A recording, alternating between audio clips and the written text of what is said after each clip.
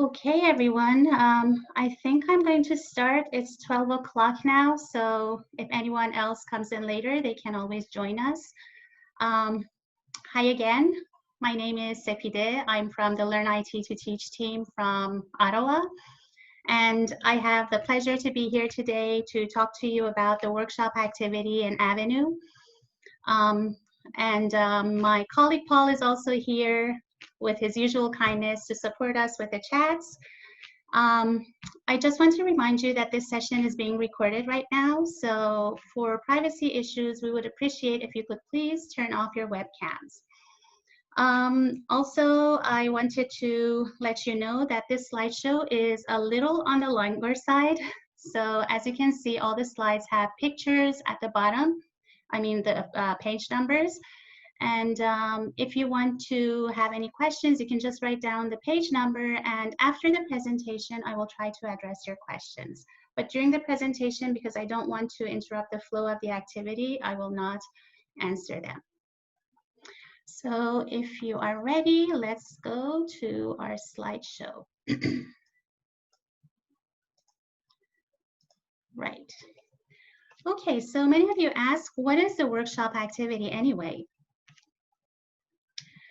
Right. Okay, so the workshop activity is a peer assessment module in Moodle. This activity allows learners to submit their work to be assessed by their peers. The module encourages learners to actively engage in the learning process and give each other feedback. For this activity, 2 grades are saved for each student. 1 grade is for the learner's submissions, and the other grades show how well each learner has assessed someone else's submission. Instructors can use an existing rubric or develop their own assessment guidelines and introduce them to the participants. Learners can practice using these criteria by grading sample submissions before they assess each other's work. This can help learners understand what qualifies as a good submission and improve their work accordingly. So unlike most Moodle activities, the workshop activity is completed during the course of time. It has 5 stages or phases. The setup phase, where you add the activity, you grade, you set your grading strategy and your common module settings.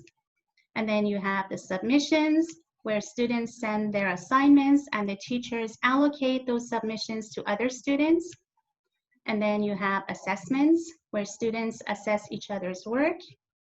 And then it's the grading phase, where the grades are calculated by Moodle. And then you have the closed phase, which is the end of the activity. So to add a workshop activity, you do the usual thing. So you go to your course page and you turn editing on. So you find the course where you want to add the activity. In this case, it's Canadian culture. And you scroll down to the bottom of the course and click on Add an Activity or Resource at the bottom. Once you do that, from the Add an Activity or Resource menu, you choose Workshop. So on the Settings page, the first item is General. Type in a descriptive name for the activity and add a description here. You can also click on the box to show description on the course page. But usually we do not recommend this because it makes the homepage look really cluttered.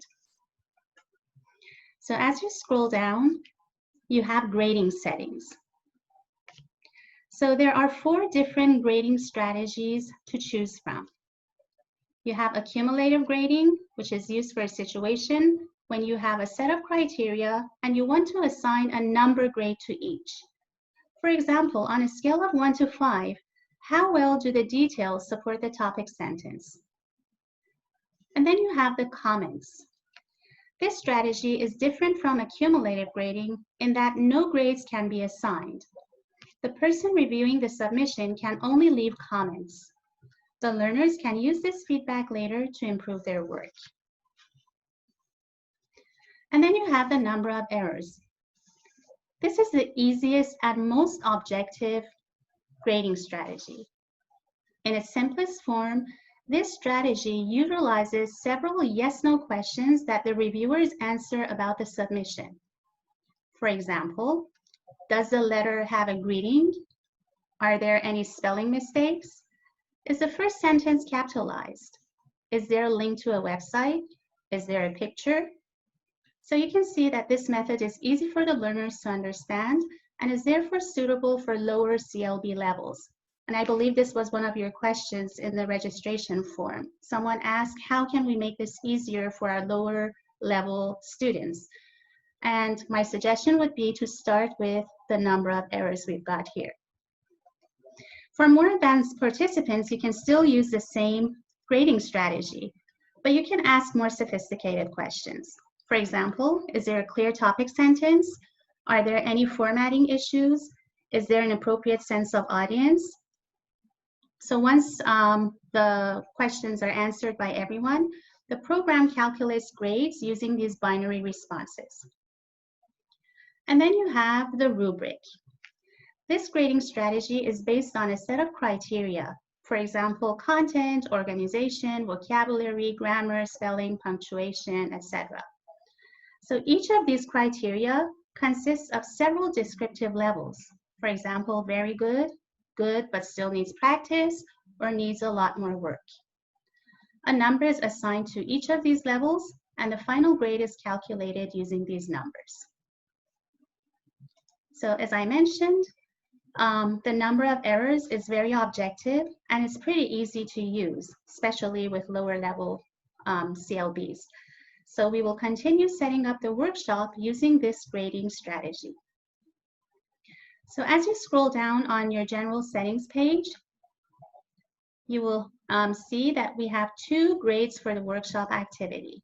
You have grade for submission and grade for assessment. The grade for submission setting is the average of all grades the reviewers have given to a submission. The maximum is usually set to 80 by default, but you can change this grade if you need to. And you can also set a passing grade as you wish. And then you have the grade for assessment. This shows how well a student has graded their peers' work. In other words, it is the grade that students receive on the quality of their assessments. To assign this grade, Moodle compares all grades that students have given to an assessment, calculates an average, and compares each student's grade with that average. The passing grade is 20 by default, but again, you can change that. And you can also, the grade is 20, but the passing grade is 15, so you can change that if you want. And then you can also choose to use decimals or not. So as you scroll down, click on the link to open the submission settings. Write clear instructions for the task in the instructions for submission text box. Here you can use all the tools that you have in the toolbar in order to provide more detail for the instructions. Here we just use simple text. In the submission types down here, check the type of submission students are allowed to send. The program allows both online text and file attachments. At least one of these types should be checked.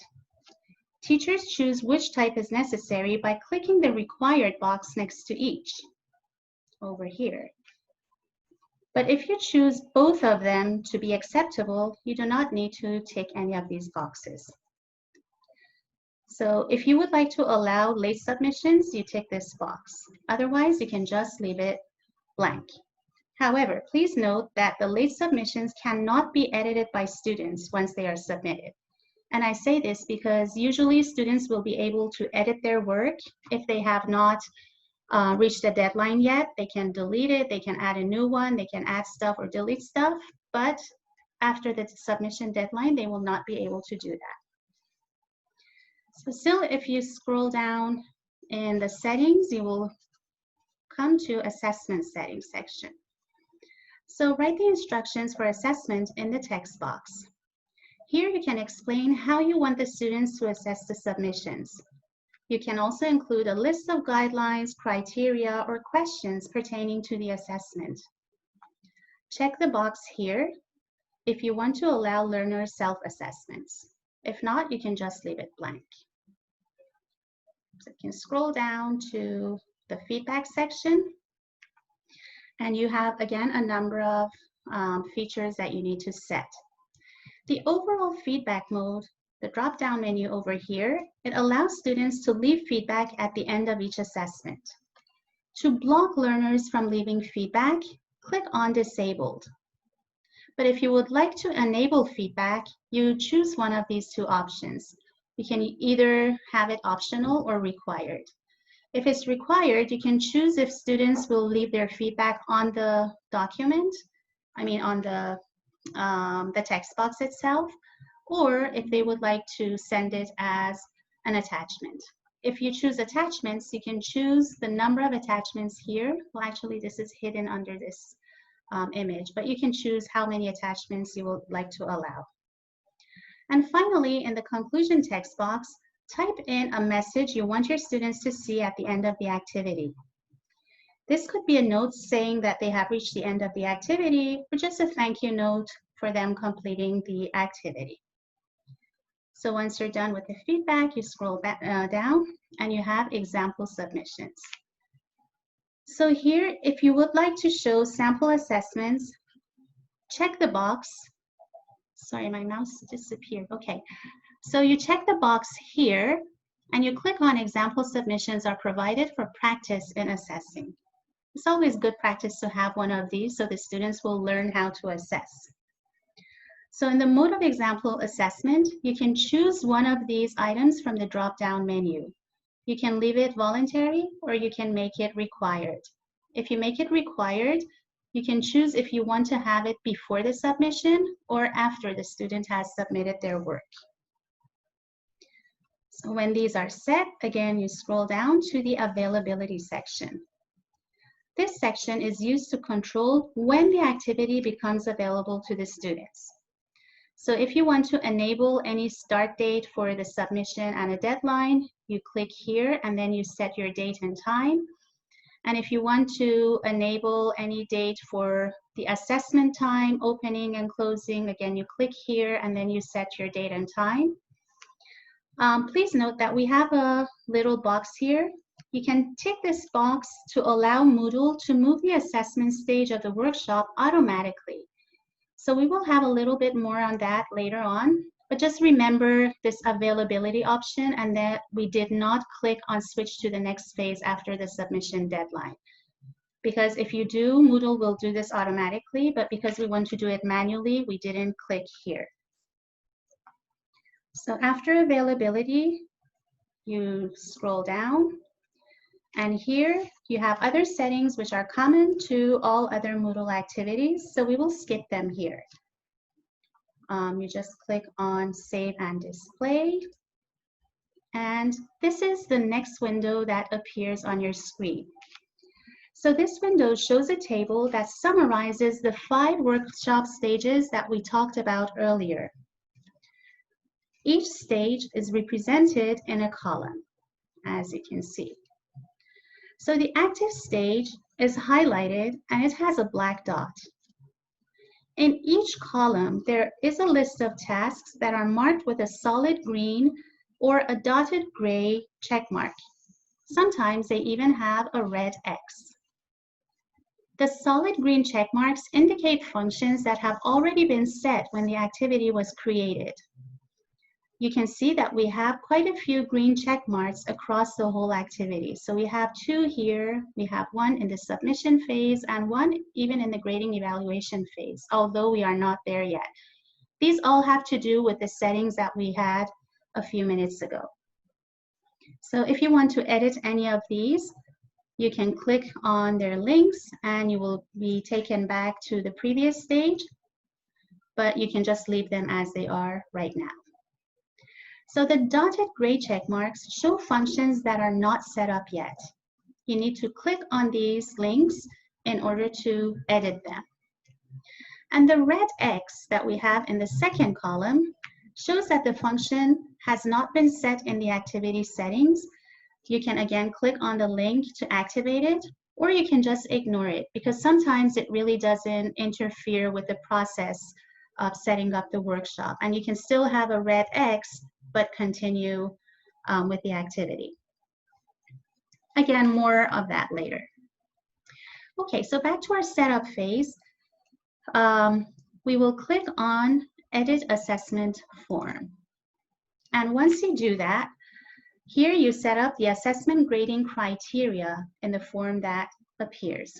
So it depends on the grading strategy you chose earlier in the general settings section. For this activity, we chose number of errors, as you remember. So now we need to set our assertions.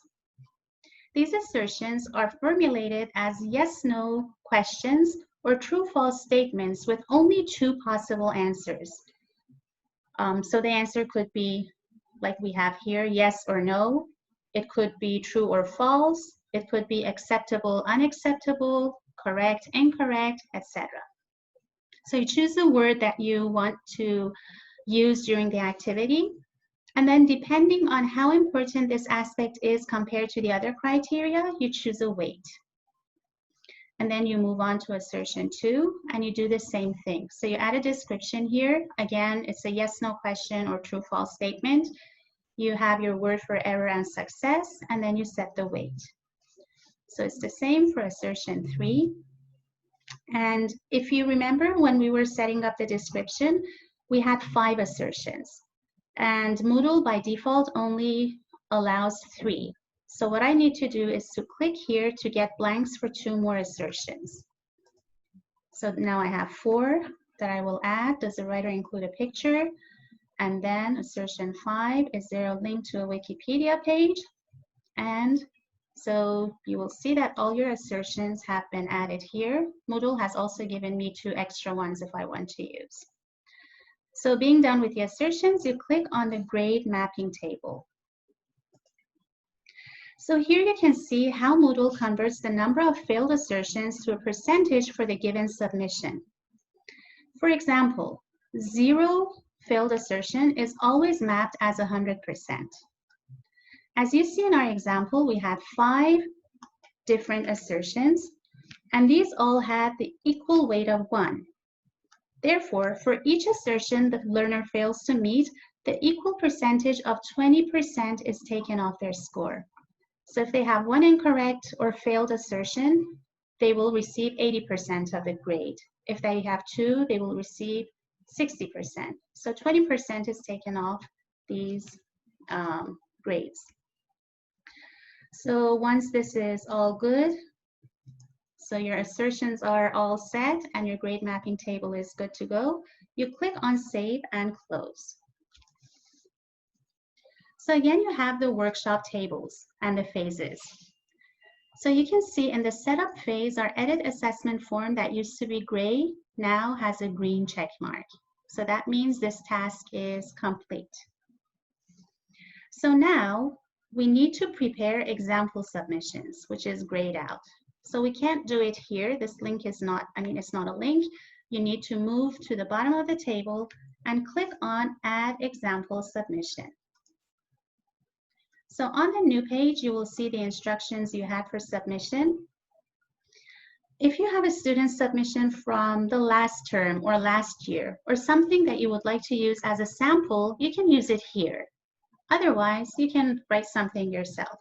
So remember, you need to have a title, and you also need to have the content, which is a paragraph, and a picture. So please note that our instructions ask for a Wikipedia link that this imaginary user has not provided. So this is our submission for now. We will click on Save Changes to see what happens. Right. So you have this confirm message, and this message asks you to assess the sample submission. So we click on Continue to assess this submission. So we have it here. We have the instructions, and then we scroll down. We see that reference assessment has not been assessed yet. So we have assertion 1, as we had said before. The question appears. We respond to the question, and we can also have some comments if we want. If not, you can leave it blank. It's optional. So you do assertion 2 in the same way. And then the same for 3 and 4. And scroll down. You do 5. And then you need to put in your overall feedback. This is required. It's not optional. So every student needs to put in their feedback. So I think it's a really good idea to do this example assessment activity in the class while your students are watching, or online. If you have like a Zoom meeting, you can always show these slides and show them how they do the assessment, because it could be a little tricky if they're not familiar with the activity in the first times. But if you do this, they will see how they can do their assessments step by step. So when you're done, you click on Save and Close. Again, the workshop table appears, and you can see the example submission checkmark here is green. So the example submission also appears at the bottom of the table.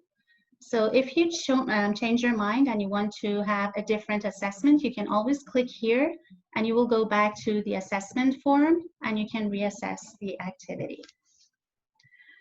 But if no revision is needed, our work is pretty much done here in this stage. So you see that all the tasks are green. All we need to do is to switch to the next phase. So nothing else for us to do for now. A confirm message appears. When you see that, you click on Continue, and you see that the workshop table appears again. You have the name of your students here, the name of the enrolled students in your course. And you see that the setup phase turns gray, the submission phase is highlighted, and it becomes active, and it has this black dot. Now in this phase, the activity becomes available to the students. So as you see, we have a list of tasks again. The first task has already been done.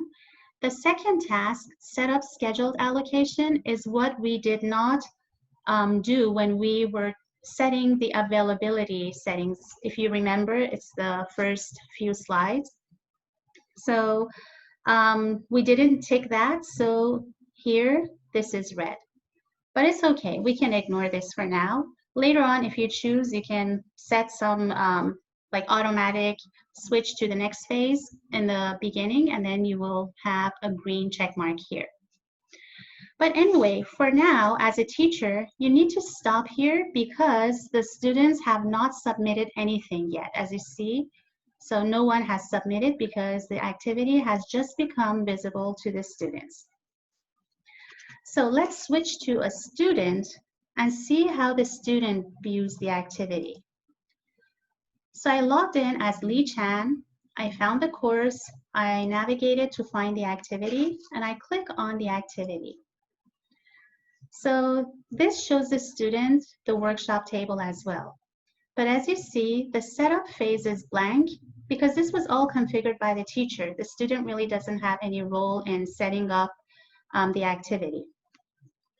So the student can see the submission phase, and they see that Assess Examples has a gray check mark, which means they need to attend to it. So again, it's not active here. They need to scroll down to the bottom of this page. They can see the instructions for submission, and they can see the example submissions to assess. They click on Assess. So the assessment form appears for the students. They see the title, the text, and the picture, and the assessments. So basically from now on, they do the same as their teacher has done. So they can see their own assessment not assessed yet. So they have the assertions, they respond, leave comments if they want. They do the same for 3, 4, and also for 5. And at the end, they leave their feedback and they click on Save and Close. So the form will refresh again, and the students will be able to see the reference assessment here. And so this is what the teacher did and saved. So you see these are all the teachers' responses and comments. So the student sees the teacher's response first, and then they will see their own response. So their answers, if they left any feedback, they would see it here. So all their answers and their overall feedback appear here. So if the sample assessment is complete and the student is happy, they will use the breadcrumb menus to return to the activity. So again, they see the workshop phases, and here Assess Examples now has the green check mark. It also appears here at the bottom of the page. They can reassess it if they wish, but if not, they can submit their work because this is the next task on their list. So again, to the bottom of the page, they click on Add Submission. So the My Submission form appears. The students complete the form by typing the title, their passage, their text, the picture, and the link to the Wikipedia page as the teacher had asked. So once it's good to go, they click on Save Changes. So their work is now submitted, but they are still able to edit and delete the submission if they wish. So if they don't want to change anything, they can go back to the breadcrumbs menu and find the activity and click. So they will see the workshop table and they will see a green check mark in front of Submit Your Work. If she wishes, the student can still go below and edit their submission. If not, she can just leave it and she can wait for the teacher to open the next stage. So submission phase is over for a student here. So we wait for a few days or maybe hours, depending on how you set the availability, for all the students to submit their work. Now we will log in as teacher again, and we will see that the submission phase is still active. And here we have the gray check mark for Allocate Submissions. So here, the teacher expected 4 students to send their submissions. All 4 students have submitted, so the teacher needs to allocate 4 submissions. And you can see that the list of students also appears here, and they have all submitted, and these are the titles of their submissions. So let's click on Allocate Submissions so the teacher can now send the different submissions to the students. Right, so we have 3 tabs on the next page. We have a manual allocation tab that opens, and the teachers can see each student's name, and they can see here they have options for adding a reviewer and options for adding a reviewee. So from the reviewer drop-down list, the teacher can choose a name or a reviewer for the submission of Ahmed Ali. And the teacher can also click here to add a reviewee. So once all the students have been allocated different submissions, you can see that the table is complete. Everybody is reviewed by someone, and everybody is a reviewer of someone. Right, so this is really good, and it's really easy if you have a small class size. Like for 4 students, it's pretty easy to do it manually and to choose people to review each other's work. However, if you have a larger class, or if you wish to have each student assess more than one submission, then things can get a little complicated. In that case, you can click on Random Allocation here. So in the Random Allocation tab, if you have set groups before, you will be able to see them. I didn't have groups, so it doesn't show. Here you can set the number of reviews for each submission or the number of assessments for each reviewer. So if you have allocated any submissions manually, like I did a few minutes ago, so every student had some allocations, you can remove them here so the random allocation can start from scratch. If not, you can just leave it. So if you leave it, you will also have the manual allocations, but the system will add more allocations, like 3 allocations to each student. So you can tick this box if you want participants to assess without submitting anything. And if you had allowed self-assessments before, this would give you the option to make it active or disabled. So once you're finished here, you can click on Save Changes. And you see this is the allocation done screen that shows up, and each student has been allocated to 3 different people to review their submission, and each person is a reviewer of 3 submissions. So you can click here to continue, but before we go, I would like to show you how scheduled allocations work as well. So as we mentioned, in the availability settings of the general settings, we had that little box that we didn't tick. If we had ticked it, we wouldn't have a red X here, and we could have automatically allocated submissions at the end of the submission phase. But we didn't do that, so this is not possible right now because of this red X. So for the allocation settings, it's pretty much like the random allocation. So you choose your groups if you have any, you choose the number of reviews, you choose to remove current allocations, and whether you would like your participants to assess without submitting anything, and whether you would like to allow self-assessments. So once you are good with that, you click on Save Changes. Right, so you will be taken back to the workshop table. So the submission phase, the tasks have a green check mark, and we are good. So everyone has submitted, everyone has been allocated to other students, and we are ready to switch to the next phase. So you click here, and then you confirm, and the assessment phase becomes active, and the students can now view the submissions that have been allocated to them.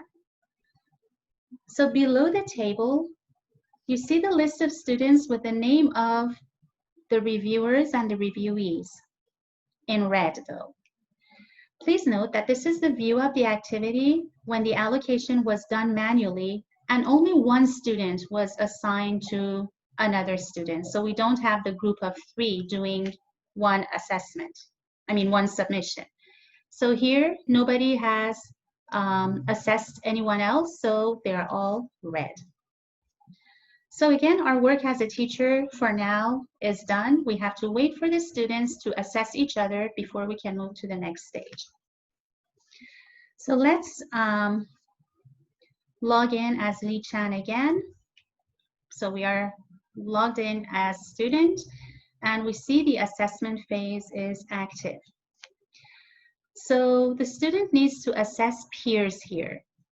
And if she moves to the bottom of the page, she will see that the submission that was given to her or allocated to her is here. She needs to click on Assess.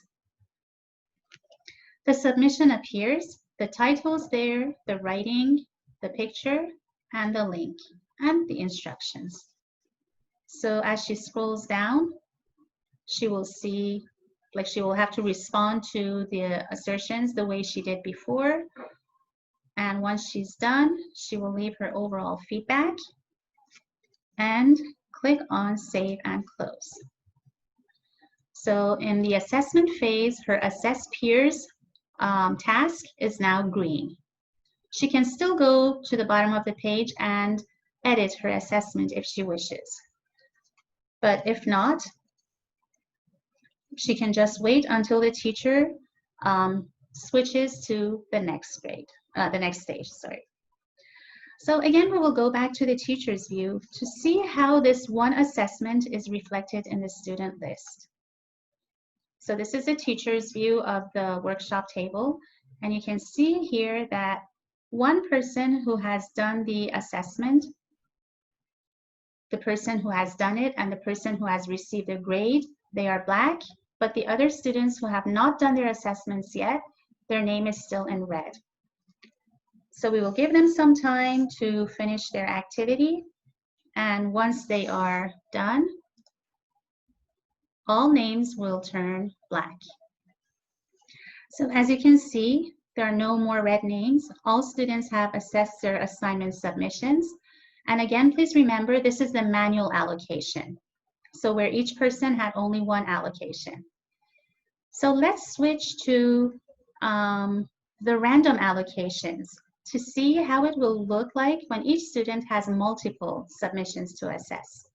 So you will remember this table where one person was going to be reviewed by 3 people, and then one person would review 3 other people. So this is the random allocation table. Now, if we log in as Lee Chan again, this is her table. She will this time see 3 different submissions for her to assess. She has already graded them when I took this screenshot, so they're already graded, but since the deadline has not arrived yet, she can always reassess them if she wants to. Okay, so back to the teacher's view. So in the student list here, you can see that some participants have completed their assessments, and each person, like you remember, had 3. So some people haven't. The ones who are yet to complete their activity are marked with red. Okay, so for each student here, now there are grades when they finish the activity, and these are grades that they have received by their peers for their submissions, and they are grades that they have given to them. So you can navigate back to the workshop table, and because everyone has assessed the submissions, you click on the switch to the next phase. There's a confirm message, you need to continue, and you are switched to the grading evaluation phase. So this phase becomes active, and here Moodle calculates the final grades for submissions and assessments.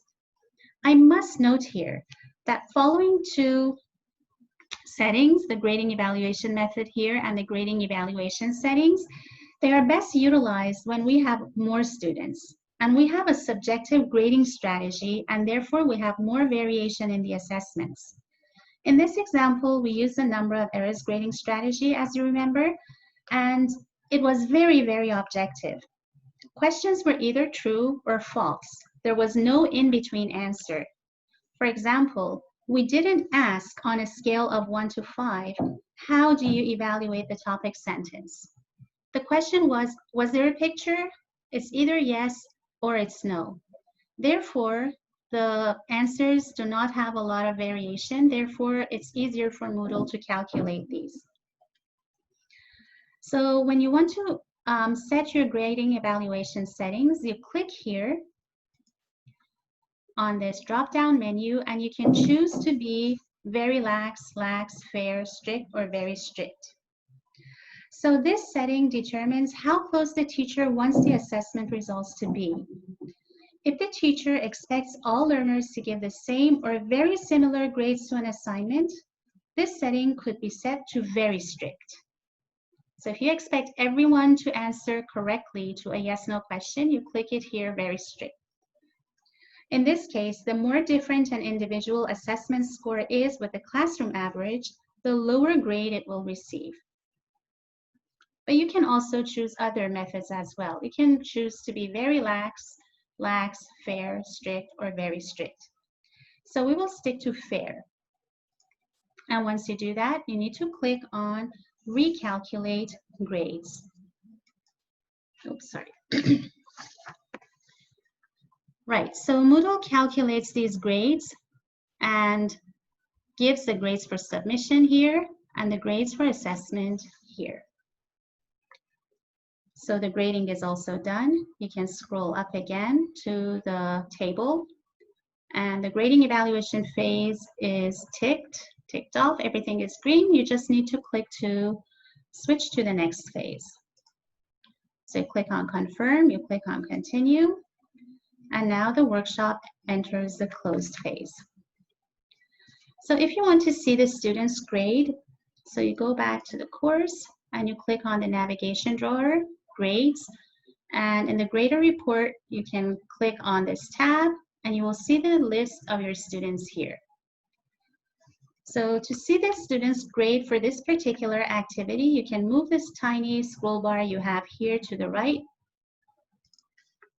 and you will see the score for each part of this activity. So you have the submission scores here, and you have the assessment scores here.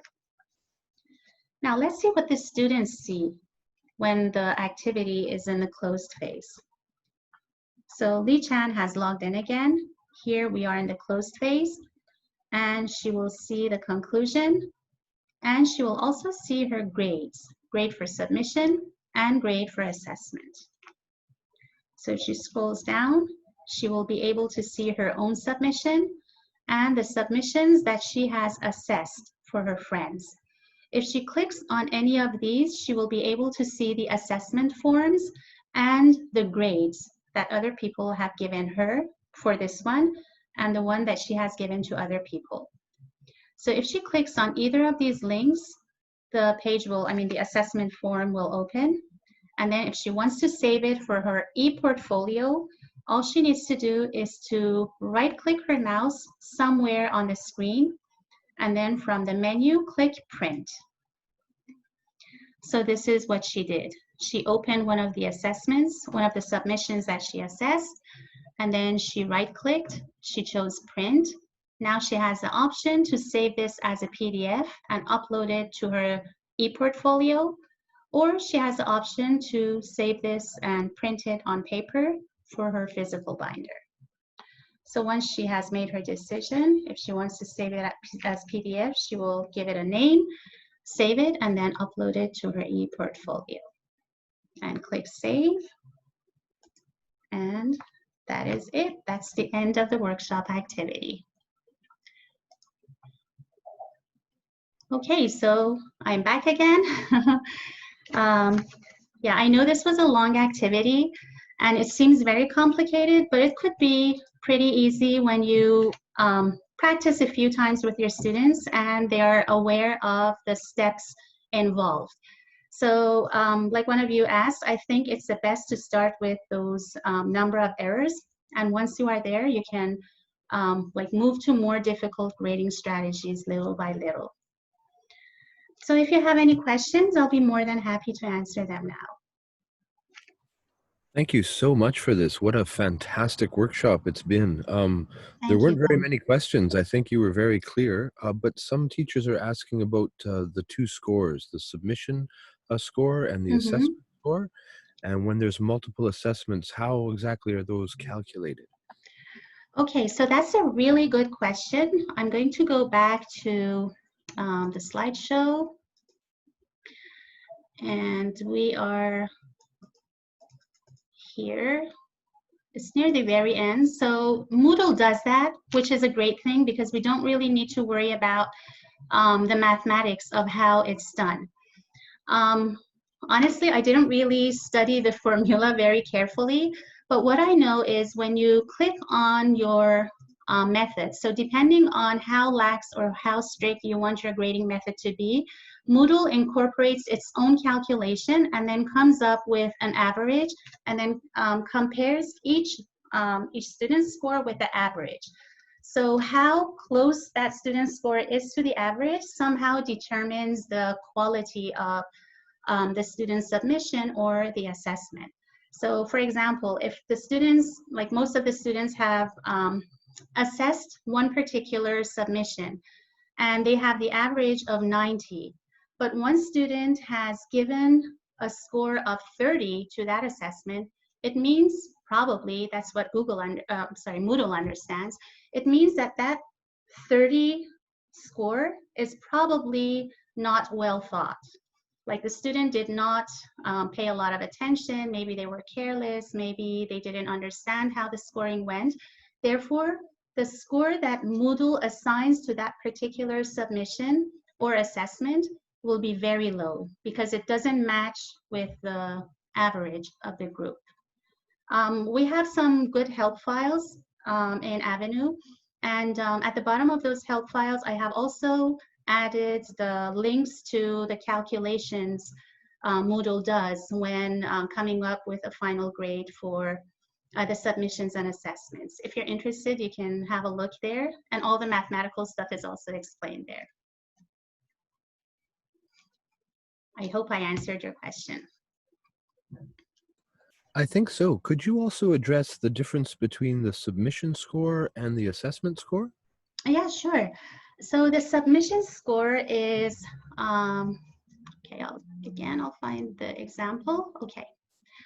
So let's say that Eduardo has submitted this assignment. Now the 3 other classmates that he has will read this assignment and they will give him a grade. So Eduardo will receive a grade for his submission. So that's something separate. But then the 3 other classmates have already assessed Eduardo. So the grade that they will receive for assessment is based on how well they assess Eduardo's work. If their assessments, like I explained a few minutes ago, were close enough, then they will have high assessment scores. But if the assessment scores are not really that close, then it's going to be a little, calculations will be needed to see how well each person was compared to the average. And then there's something else here. When we're talking about the assessment scores, for this particular example, we only had 3 students assessing each other student. And you know, when we only have 3 scores, calculating an average could be a little tricky, because what if someone is too low and someone is too high and someone is in the middle? So the average will be the middle score probably, or somewhere in the middle.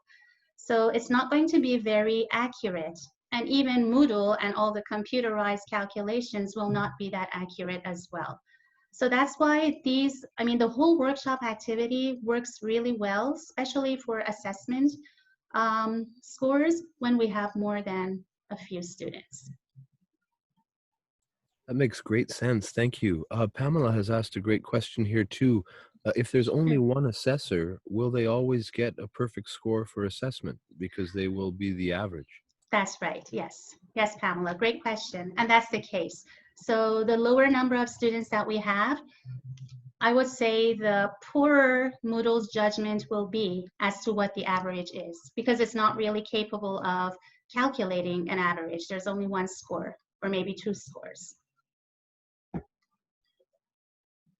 Thank you so much. You've addressed all the questions in the chat. So if anyone, oh, here's one.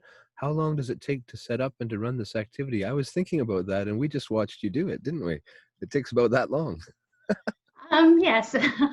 Well, it will take a little longer for the first few efforts. I have to say that. Like the first time I was trying this, it took me a bit longer than I liked it to be. But once you get a hang of it, you could do this pretty quickly. Like it doesn't take that much time. And I even think you can do it in a single classroom. Like if this is a classroom activity and you would like to assign some writing activity to your students, and then you would like them to do it immediately and then assess each other immediately, probably you could do this in a couple of hours. But you need to be, the setup should be clear in your mind. So if you're going to use any other grading strategy, you probably would want to have your rubrics ready before. If it's a rubric, or if you have any assertions or any other criteria, it's a good idea to have them before, so the setup won't take that long. But yes, the first few attempts, it could be pretty time consuming.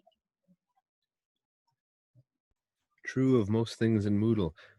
Yes. Thank you for that. That's all the questions in the chat now. If anyone would like to unmute and ask a question themselves, or type a question now.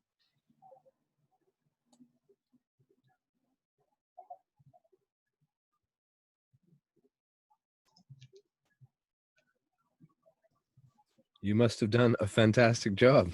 That's a great sign. Honestly, though, that was so clear. I really like how you set up your PowerPoint. Thank you very much, Paul. Race is asking here, what skills can we use this for? Is there any possibility for speaking in the workshop? That's a great question. Well, I know that students can record their voices because you have the text editor when you are as a student and you are submitting your work. So I'll see if I can find a slide here. Oh, there you are. So if you have this slide, are you still seeing my screen or no? Yes, looks great. Okay. So like here, if the instructions say, please add a voice activity or please record your voice or add a video, that would be possible because there is the toolbar here. So they can use anything that is covered here by the toolbar. So it could be a speaking activity and it can work really well, depending of course on the student's level. This is fantastic. A lot of people are typing thank you now, saying that it was a very clear presentation. Nancy's wondering, can we just duplicate this for the next time? I think we could, however, the problem is that if you duplicate everything, like I did this a few times, so I'm going to show you what you will need to do. Okay, so if this is your workshop activity, you can always go back to a previous phase if you like. So if anything needs to be changed, you can always go back and click on these links and change them. You can even go, like when I was creating this activity from the closed phase, I went back to the setup phase, I changed a few things, and then, so I can move between them. But I'm not sure if we duplicate it, how well will these features be like transferred to the new activity? I haven't checked that out, honestly, so I'm not really sure, but I can test it and let you know, Nancy. Thank you for the great question.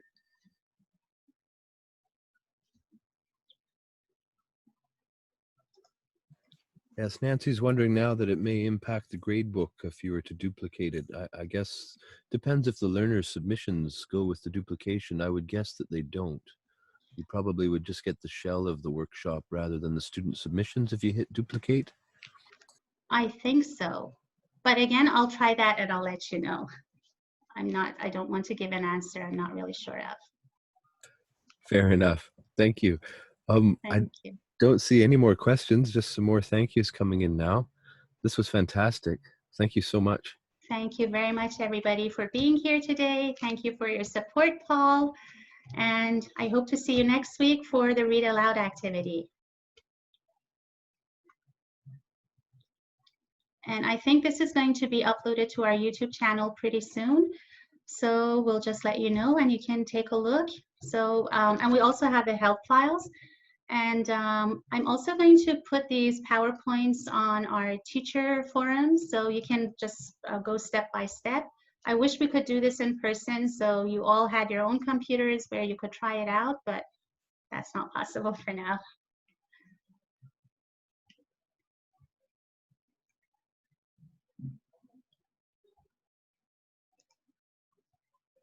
Okay, so I guess we're all good. No more questions? All clear. Thank you so much. All clear. Thank you very much, everyone. Thank you, Paul. Have a good one. Thanks, Sepideh. Thanks, Paul. Bye. Thanks, Nancy. Bye. Bye-bye. We'll see you soon. Bye. See you.